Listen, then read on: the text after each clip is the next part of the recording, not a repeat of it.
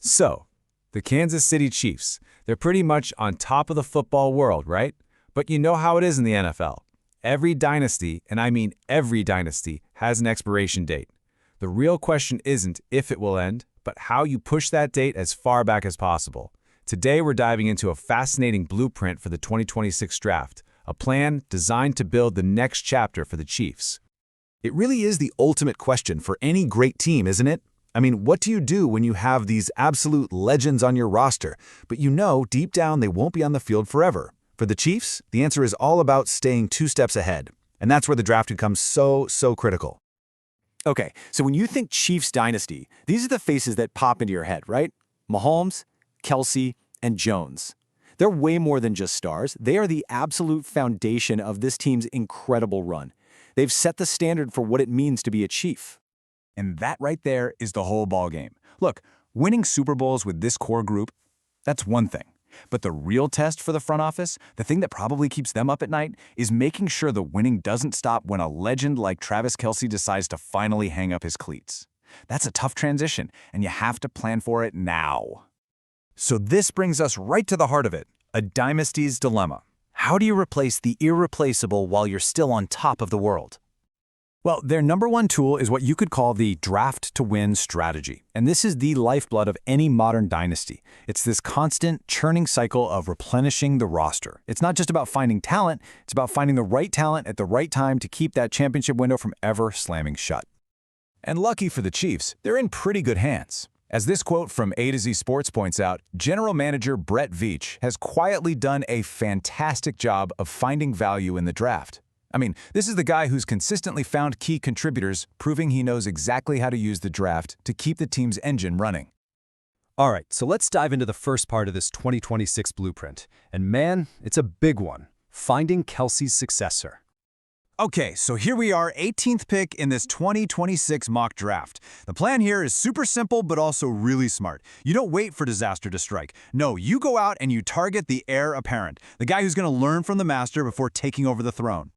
And here he is. Meet Oregon tight end Kenyon Sadiq. This move is all about playing chess while everyone else is playing checkers. You find the successor before you actually need one. You let the new kid learn directly from the legend himself. It's a brilliant strategy. Now this is where it gets really interesting. The scouting report. According to Ryan Roberts over at A to Z Sports, Sadiq isn't just some guy. He looks like he could be the next great NFL tight end. I mean, that is some seriously high praise. The way he's described, it just paints a picture of a truly dynamic athlete. And when you actually break down his skills, you totally see why he's the pick. Impact pass catcher? Check. You gotta have that. But here's the kicker. Look at that last one, a tremendous run blocker. You know, that's the secret sauce to Travis Kelce's greatness, being a complete do-it-all player. And that is exactly what the Chiefs would need in his replacement. But hey, a dynasty isn't built on just one side of the ball, right? Let's flip over to the defense and see how this blueprint plans to build a wall for the future. So, we move into the second round, and the focus completely shifts. The Chiefs know they've got to beef up the trenches. So with that 53rd pick, they're on the hunt for a player who can bring some pure, unadulterated size and power right into the heart of that D-line.